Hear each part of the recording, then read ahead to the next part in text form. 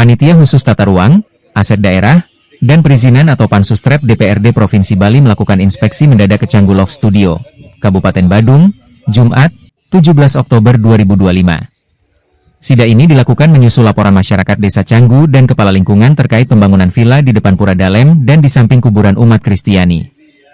Ketua Pansustrep DPRD Bali, Dr. Imade Suparta menjelaskan bangunan tersebut diduga melanggar tata ruang dan berdiri di atas lahan sawah dilindungi atau LSD. Pembangunan ini juga dinilai berpotensi mengganggu fungsi resapan air serta melanggar ketentuan kawasan hijau. Dalam peninjauan, Pansus menemukan bahwa tanah tempat berdirinya villa merupakan aset milik pemerintah Provinsi Bali yang disewakan, namun dikelola oleh perusahaan penanaman modal asing asal Singapura. Pansustrep akan menindaklanjuti temuan ini dengan mempelajari data masyarakat dan memastikan ada atau tidaknya pelanggaran terhadap peraturan daerah tentang tata ruang. Jika terbukti, rekomendasi penertiban akan segera disampaikan. Pansus juga mengingatkan pentingnya partisipasi masyarakat dalam pengawasan tata ruang, terutama di kawasan Canggu yang berkembang pesat sebagai destinasi wisata. Pertumbuhan ekonomi diharapkan tetap sejalan dengan kelestarian lingkungan dan aturan tata ruang yang berlaku. Dalam kesempatan yang sama, Sekretaris Pansustrep DPRD Bali, I Dewa Nyoman Rai, menyoroti sistem perizinan online single submission atau OSS, yang dinilai sering disalahpahami dan berpotensi mengamputasi peran desa dinas dan desa adat. Sistem ini seharusnya tetap melibatkan pemerintah desa dalam setiap proses perizinan, agar pembangunan berjalan sesuai ketentuan dan tidak menimbulkan konflik kewenangan di lapangan. Begitu OSS itu artinya terdaftar di pusat dulu, baik pemodal asing maupun pemodal dalam negeri. Itu baru punya daftar nomor aja, nomor terdaftar. Jadi berhak mereka mendapatkan NIB kan begitu.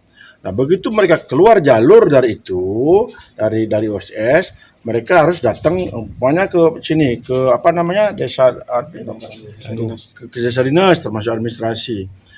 Ruang lingkupnya tetap ada di desa dinas, jangan luar di desa administrasi dan desa dinas, desa adat gitu loh. Sebagai contoh, ketika AMDAL diperlukan, mereka harus ya yang menjadi poin di sana kan desa adat, termasuk desa administrasi di sini. Nah, ketika desa administrasi tidak mengizinkan karena tidak sesuai dengan apa yang menjadi ketentuan di desa administrasi maupun di desa adat, nggak bisa itu. Tapi selama ini seolah OSS melampaui kewenangan Pak Mekal juga, kewenangan daripada desa adat, termasuk apa namanya Pak Kaling. Kasihan Pak Kaling ini, yang selama ini saya lihat OSS itu mengganggu daripada kewenangan-kewenangan yang dimiliki oleh perbekal termasuk lurah. Kasihan itu sekarang. Sebenarnya secara aturan letterlek nggak ada itu. Menyatakan bahwa OSS langsung bisa melampaui tugas dan kewenangan dari seorang kepala desa maupun lurah, termasuk Kaling. Karena Kaling kan di urusan terbawah ini. Kaling yang paling tahu sebenarnya. Tapi di sini Kaling dan perbekal hanya saya lihat dan dengar sendiri hanya menerima komplain. Kan seolah-olah ada pemerintahan di sini.